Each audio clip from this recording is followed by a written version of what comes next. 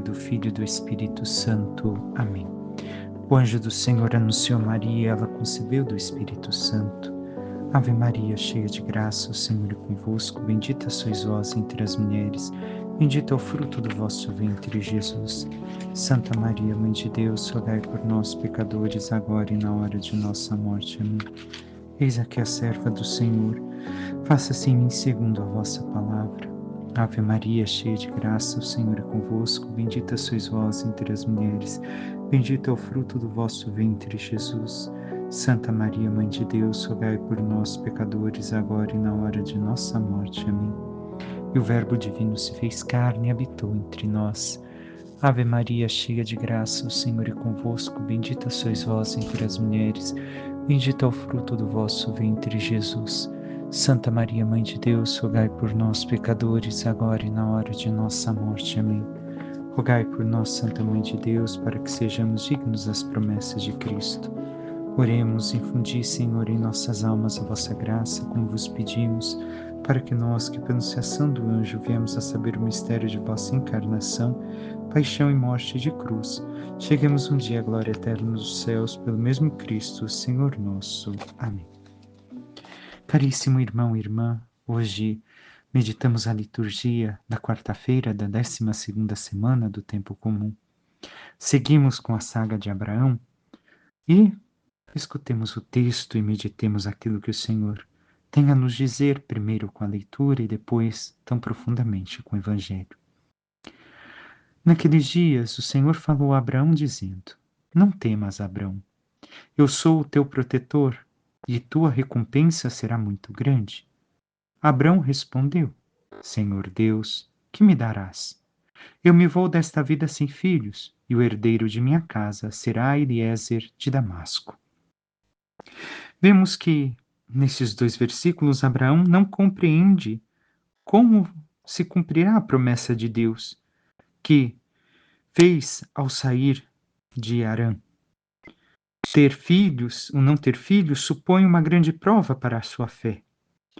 E tudo o demais que Deus pode dar a ele perde sentido, por assim dizer, diante desta situação. É a primeira vez que Abraão fala a Deus, refletindo na conversa uma profunda intimidade. Expõe a Deus aquilo que o inquieta, tendo em vista que Ló já se foi de seu lado e que não tem um filho, quer nomear um herdeiro que leve adiante aquele clã enquanto ele ainda vive. Este diálogo de Deus e um homem é o primeiro que aparece na Bíblia, depois que Deus teve este diálogo, um diálogo com Adão no paraíso. Se trata de uma conversa de amigos entre homem e Deus, e constitui assim o primeiro exemplo de oração e amizade e filiação, porque orar, rezar, é falar com Deus. Seguimos os próximos versículos. Então o Senhor falou-lhe nestes termos: O teu herdeiro não será esse, mas um dos teus descendentes é que será o herdeiro. E conduziu-o para fora, disse-lhe: Olha para o céu e conta as estrelas se fores capaz. E acrescentou: Assim será a tua descendência. Abrão teve fé no Senhor, que considerou isso como justiça. Vemos que uma vez mais Abraão confia na palavra do Senhor e por isso é considerado justo. Por quê? Não desconfiou, aceitou mais uma vez o que o Senhor lhe disse. Sigamos ainda mais o texto, até o final agora. Ele disse: Eu sou o Senhor que te fez sair de Ur dos Caldeus, para te dar em possessão esta terra. Abrão lhe perguntou: Senhor Deus, como poderei saber que vou possuí-la? E o Senhor lhe disse: Traze-me uma novilha de 3 anos, uma cabra de 3 anos, um carneiro de 3 anos, além de uma rola e de uma pombinha. Abrão trouxe tudo e dividiu os animais pelo meio, mas não as aves, colocando as respectivas partes uma em frente à outra. Aves de rapina se precipitaram sobre os cadáveres, mas Abrão as enxotou. Quando o sol já ia se pondo, caiu um sono profundo sobre Abrão e ele foi tomado de grande e misterioso terror. Quando o sol se pôs e escureceu, apareceu um braseiro fumegante e uma tocha de fogo, que passaram por entre os animais divididos. Naquele dia o Senhor fez aliança com Abrão, dizendo: Aos teus descendentes darei esta terra, desde o rio do Egito até o grande rio, o Eufrates. O que vemos aqui? Recordemos como é a questão da aliança no Antigo Testamento. Os animais eram postos, sacrificados entre os reis, de modo especial dos dois povos ou dois clãs. E vemos isso em outros momentos também entre os reis de Israel. E assim o que acontecia? Se passavam os governantes das nações diante daqueles animais sacrificados e esquartejados. De modo que, ao fazer a aliança, se dizia: com este sacrifício ali, que aconteça a mim o que aconteceu com estes animais, se aquilo que eu fiz como promessa a ti não for verdadeiro. Então pode-se praticar isso contra mim. Vemos que Abrão não passa diante do sacrifício, mas somente Deus. Deus passa, caminha como esta chama diante do sacrifício e consome este sacrifício, mostrando a Abrão: olha, se aquilo que eu te jurei, que eu te prometi, a minha palavra não for verdadeira, eu, enquanto Deus, devo de sofrer as consequências destes animais. E sabemos que se Abrão já tinha acreditado no Senhor por aquilo que o Senhor lhe havia dito, e por isso somos seus filhos na fé, agora ainda mais confiou no Senhor, porque o próprio Senhor lhe demonstrou a sua fidelidade. E diante de tudo isso, há alguns questionamentos da leitura que podemos tirar para nós? Sim. Como está a nossa fé no Senhor? A nossa fé é como a fé de Abrão? Confiamos no Senhor? Às vezes acontecem coisas que não nos eram previstas, que nos fazem até desconfiar se realmente a promessa do Senhor vai acontecer, a vontade do Senhor. Mas quando o Senhor fala conosco, nós lhe damos nossa confiança ou não?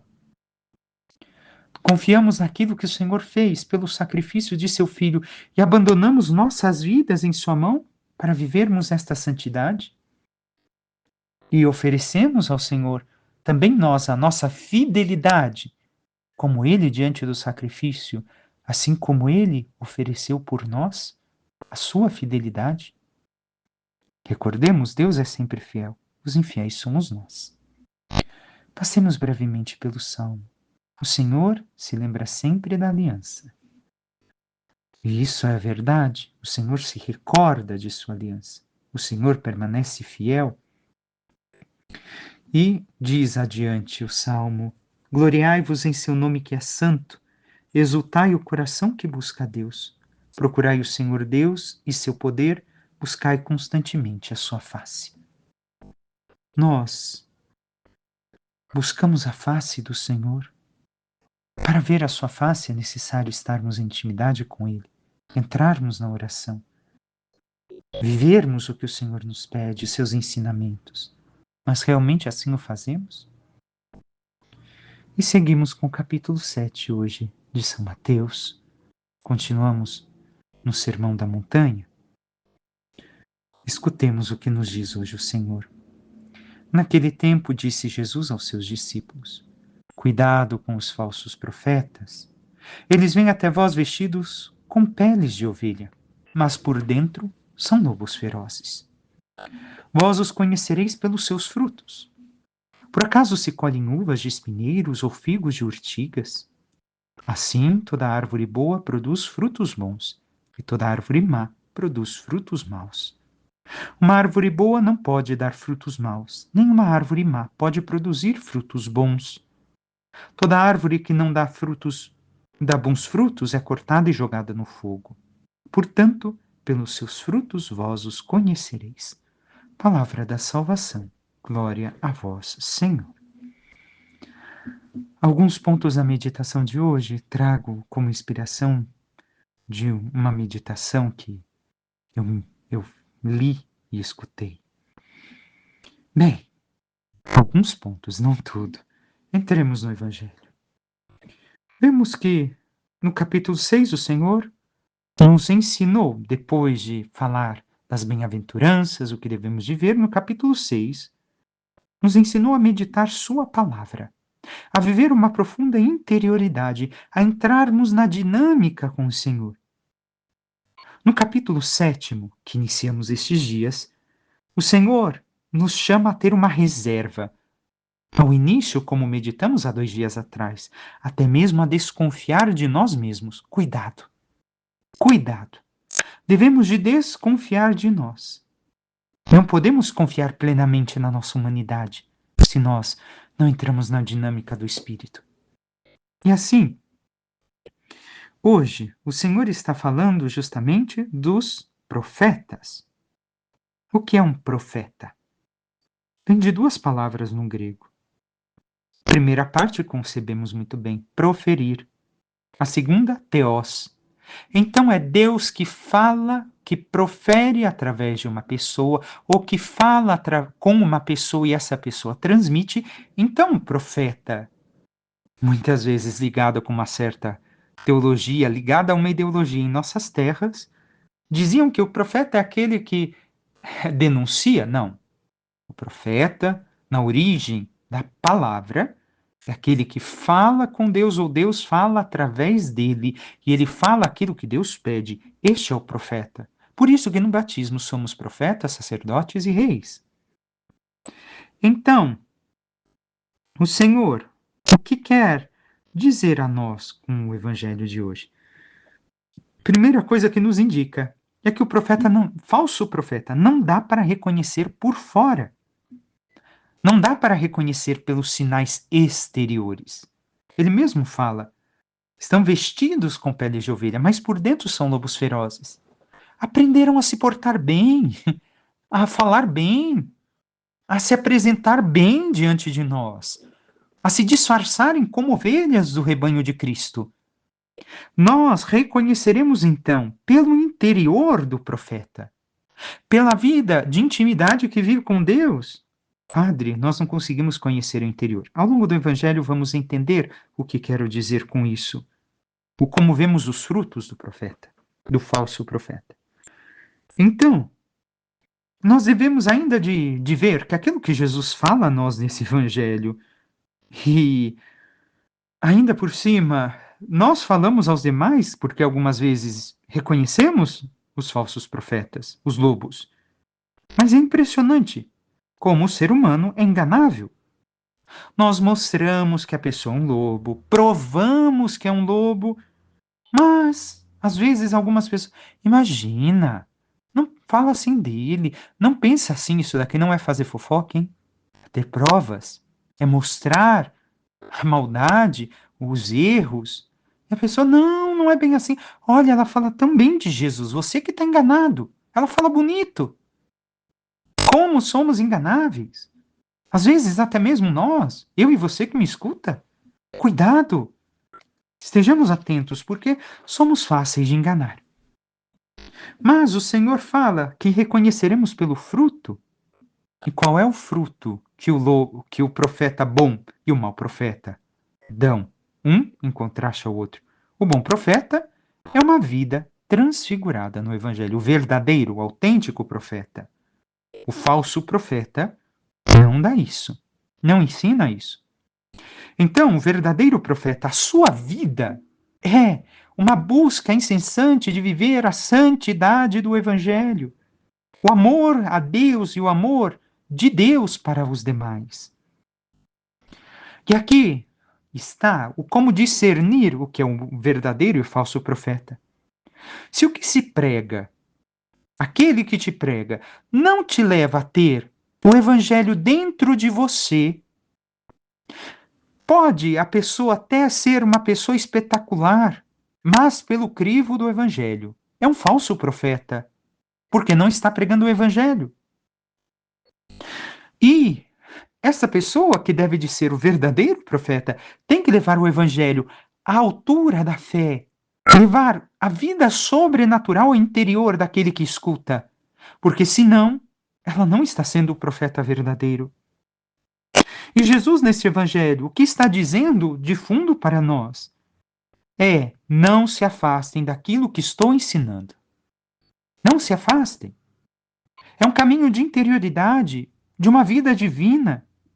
A tua vida é transformada por essa palavra que entra e altera a tua consciência e você passa a enxergar as coisas na dinâmica de Deus, na dinâmica da vida sobrenatural, da graça, da santidade. E, portanto, quando o profeta é autêntico, a palavra é carregada da força do Espírito Santo e produz vida sobrenatural no nosso interior e dá a nós a sede de sermos transformados, de buscarmos uma vida nova, de crescermos na união e na intimidade com o Senhor. Aqui está os frutos. Aqui está o que está no interior. E ainda devemos de ver o profeta autêntico, o verdadeiro, comunica a Deus, tem coerência com tudo aquilo que Jesus ensina. Se esforça para viver uma vida coerente, ou seja, uma vida que não vive de exageros, que não vive de prazeres mundanos, que não dá contra-testemunho ao Evangelho, que não busca as riquezas desta terra. Mas, ao contrário, a árvore má só produz folhas.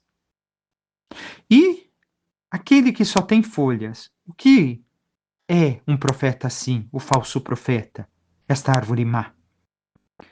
Quando se dá um conjunto, o profeta dá um conjunto de informações, de exemplos soltos. Dá ainda um exemplo de erudição, fala muito bem, é muito erudito. Nossa, que bonito! Olha que palavra, nunca tinha ouvido essa palavra.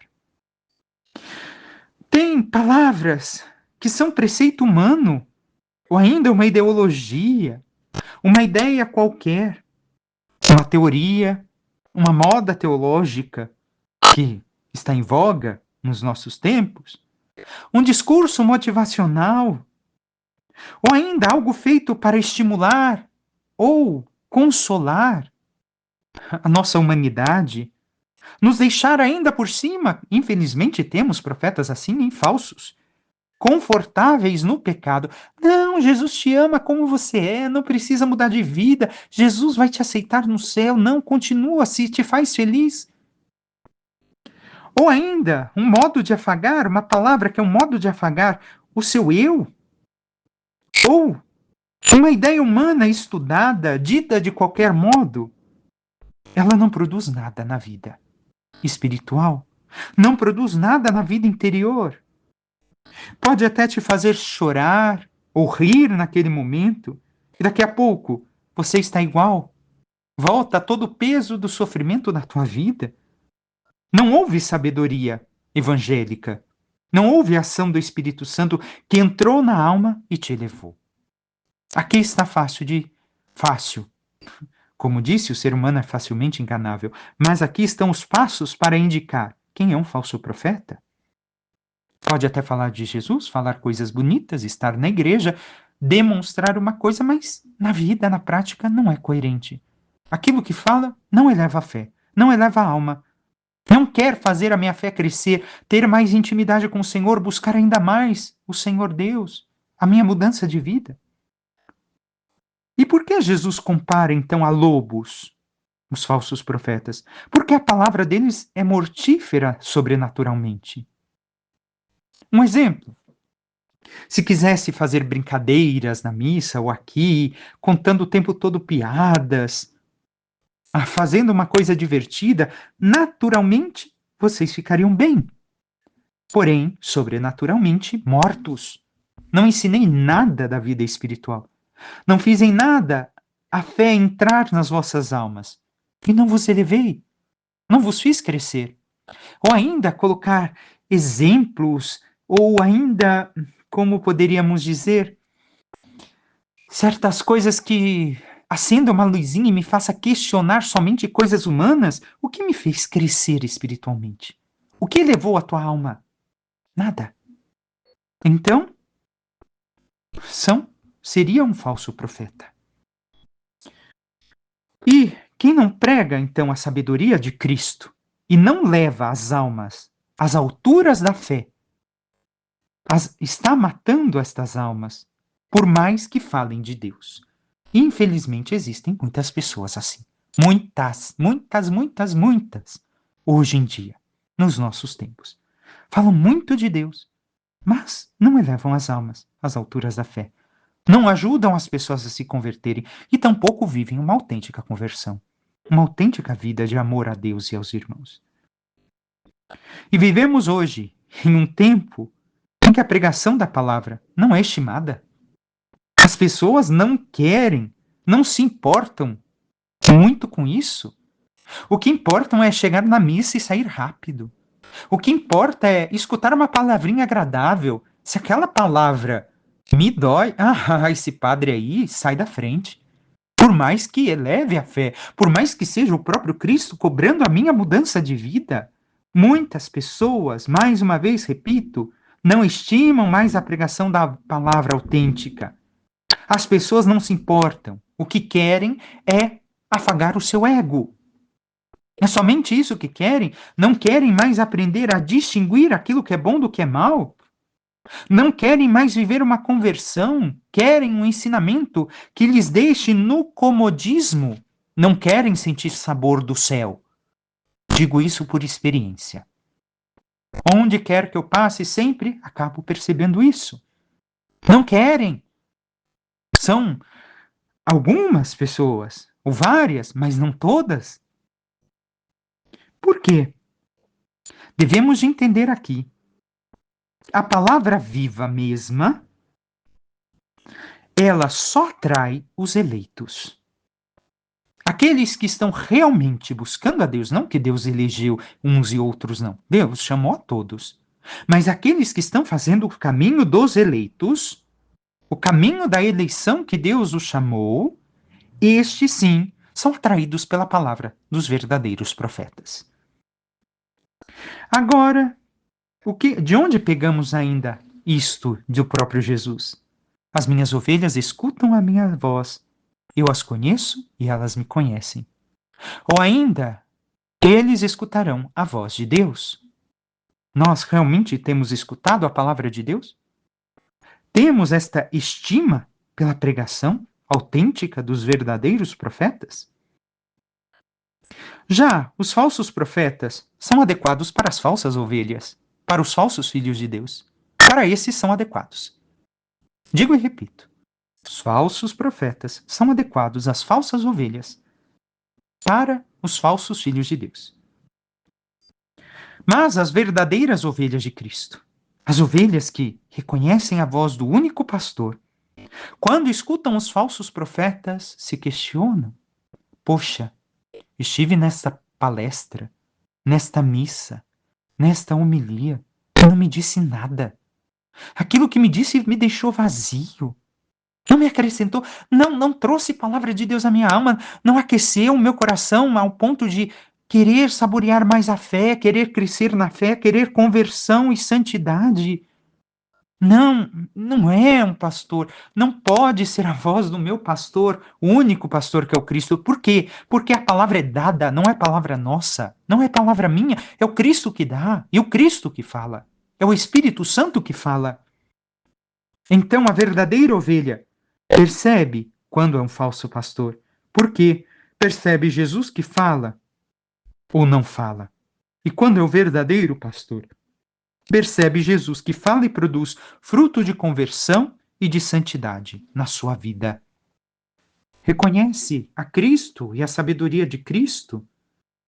Reconhece os princípios do Evangelho que entram na pessoa e que acendem o instinto sobrenatural da ovelha de Jesus. E faz perceber que o que está sendo derramado é a palavra do Senhor. E por isso se converte e vive a santidade de Deus. Mas ainda percebe que aquilo que recebem no seu espírito e pedem que o Senhor lhes ajude, porque estão recebendo uma sabedoria rara nos nossos dias. Porque qualquer um que comece a falar qualquer bobagem, as pessoas estão indo atrás. Qualquer coisa, até mesmo as mais pitorescas, abandonando o verdadeiro evangelho e a conversão de suas vidas. Eu e você, meu irmão, minha irmã, estamos sabendo discernir o verdadeiro do falso profeta? Estamos escutando com ardor a palavra de Deus, nos verdadeiros profetas que nos ajudam a pôr a mão na consciência e a olhar no nosso coração se estamos vivendo para Deus e buscando a Deus ou não, ou estamos nos deixando levar por qualquer coisa bonita, encantadora, que me faz chorar, porque se não me faz chorar eu não quero escutar, se não é bonito eu não quero escutar, se me dói, se me toca na ferida eu não quero escutar. Como temos escutado a palavra de Deus? Olhe o fruto, olhe o que o pregador também, aquele que é o profeta, está buscando. Está buscando uma coerência de vida evangélica? Se esforça para tal? Eu, no teu caso, você está buscando com a palavra que você recebe esta conversão total ao Senhor e a viver inteiramente o Evangelho e tudo aquilo que ele propõe? Caso contrário, cuidado, estejamos atentos, porque podemos estar seguindo um falso profeta e sendo falsas ovelhas. Peçamos à Santíssima Virgem Maria, nossa mãe, que interceda por cada um de nós e nos ajude a verdadeiramente abrirmos os nossos ouvidos à voz da palavra de seu Filho amado, pela ação do Espírito Santo nos verdadeiros profetas. E assim, reconhecendo sua palavra, abramos nossa mente e coração para sermos incendiados pela sua sabedoria e nos deixemos transformar pela sua santidade, por uma busca de uma conversão sincera e autêntica, para que, vivendo cada vez mais em união e intimidade com o Senhor e nos abandonando em suas mãos, possamos um dia chegar à glória dos céus.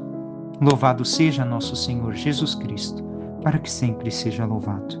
Por intercessão da Santíssima Virgem Maria, de todos os santos e anjos de Deus, desça sobre vós, vossas famílias e tudo aquilo que vos pertence, a bênção do Deus Todo-Poderoso, que é Pai, Filho e Espírito Santo. Amém. Um santo e abençoado dia a todos.